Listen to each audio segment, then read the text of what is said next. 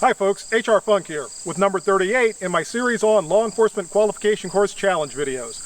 Now if you've not seen any of the videos in this series up to this point, what I'm attempting to do is to fire a law enforcement firearms qualification course from each of the 50 states for the purpose of comparing and contrasting those courses and ultimately trying to determine what I think is the best law enforcement firearms qualification course in the country. Now this series does focus on duty handgun qualifications, and in the future I might do another series on rifle and shotgun qualifications. Today's duty handgun qualification course comes to us from the state of Montana.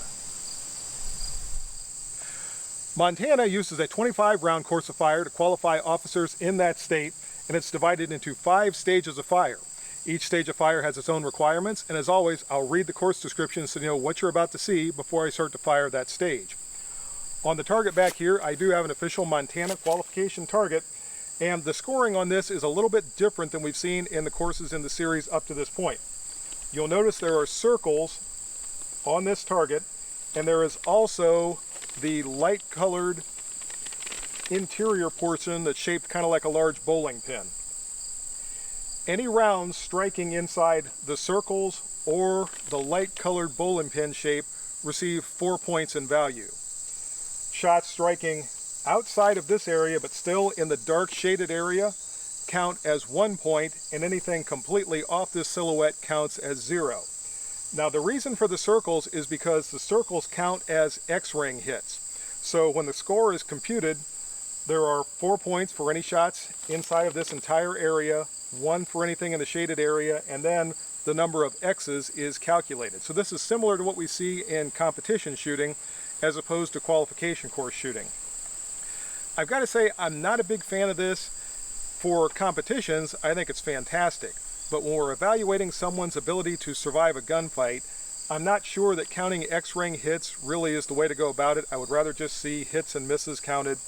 But in any regard, that's what the course calls for, and Montana has a qualification standard of 80%. So at the end, 80% of my 25 rounds have to be inside of this light colored area, and again, anything striking inside the circles counts as an X-ring hit. And today's challenger was picked because of the date. I'm recording this on September 2nd, so this is 9/2 or 92, as in the Beretta 92. And actually, what I have is my Beretta M9 standing in for the 92 series. And I thought this would be a fun pistol to bring out for this Montana course. And in just a couple of minutes, I'm going to get things set up and ready to go, and we'll pit the Beretta M9 against the Montana Law Enforcement Handgun Qualification course. And I'm set up and ready to go. This Montana course starts out at a distance of 3 yards from the target. From here, the shooter begins with the firearm secured in the holster. On a signal to fire, the shooter has to draw and fire 2 shots to the body and 1 shot to the head in a time limit of 4 seconds.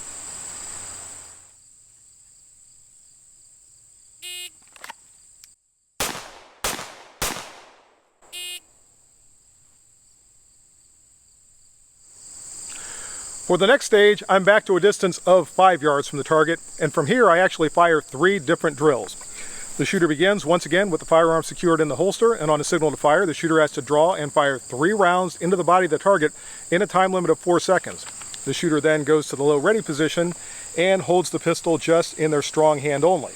On a second signal to fire, the shooter has to fire 2 shots into the body in a time limit of 3 seconds.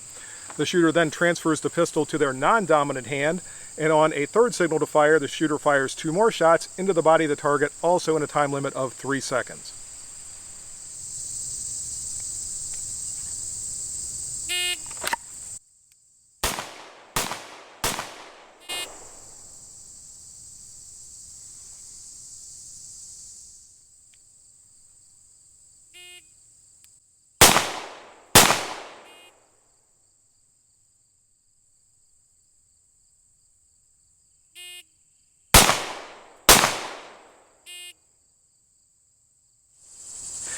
And on we go to stage 3. For stage 3, I'm back to a distance of 10 yards from the target. From here, I begin once again with the pistol in the holster. On the signal to fire, I have to draw and fire 3 rounds into the body of the target, then perform a mandatory reload and fire 3 more rounds into the body of the target, all in a time limit of 10 seconds.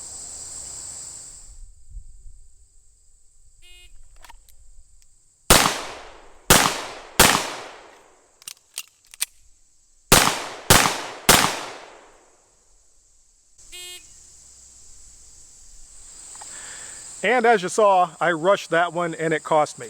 I ended up putting 3 shots out of the X-ring. 2 of them stayed in the 4-point area, and one of them looks to be on the line, so I'm not sure. I'll have to look at that one closer when I get up there, but definitely my perfect score of 25 X's just went out the window. For stage number 4, I'm back to a distance of 15 yards from the target. From here, I again start with the pistol in the holster. On the signal to fire, I have to draw and fire 4 rounds into the body of the target, and then perform a reload with retention. So I'm going to be removing the magazine that's in there and replacing it with a full magazine, and then fire a 5th round, all within a time limit of 12 seconds.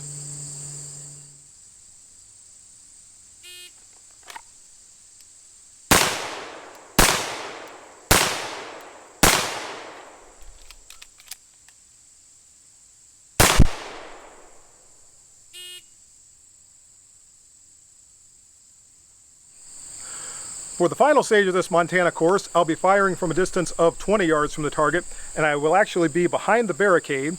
On the signal to fire, the shooter has to draw and fire 2 rounds standing from behind cover into the body of the target, then kneel down and fire 2 more rounds from the kneeling position into the body of the target, all in a time limit of 12 seconds.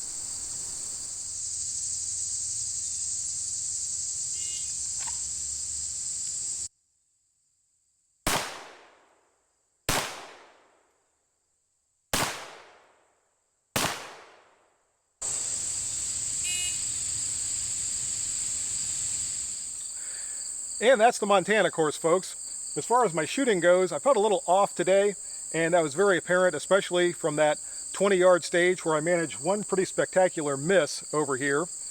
Otherwise, I've got 1, 2, 3, 4, 5, 6 shots outside of the X-ring. So if my math is correct, and I'm going to count this one as a 1-point hit. It touched the line, but it's mostly outside of that light-colored area. So I think I'm coming up with a 93 18X on that course. As far as the course itself goes, we see a lot of the things in this course that are pretty standard. There is the right and left hand only shooting from behind cover. We've got some longer range stages. We see the reloading stages. But the biggest thing that I think could be done with this course to improve it is add some more rounds to it. It's only a 25 round course. If it was a 35 round course, that would give the ability to evaluate shooters on force transition, shooting while moving, vocalization stages, shoot, don't shoot, etc., etc. So I think my biggest recommendation to those of you in Montana, if you're looking at revising this course, would be to add a few more rounds to it and a few more stages to it, and that would give you a better tool for evaluating your shooters. Now on the plus side, the time limits were a little tight on some of these, and I felt kind of rushed, and I think that might be the reason that some of my shots were a little astray. So that part of it is good. There is a little bit of tension there, a little bit of stress, because the shooters have to get in under those time limits. But again, I think with a few more rounds, this course could be even better. And here's one last look at today's challenger. My Beretta M9, as always, functioned flawlessly. This is an extremely reliable pistol. It's a very accurate pistol. The accuracy is better than I was demonstrating today, but the pistol itself is extremely good. It's one of my favorites, and I'm glad I have it in my collection, and I'm glad that I was able to use it on this Montana course. And that's the video, folks.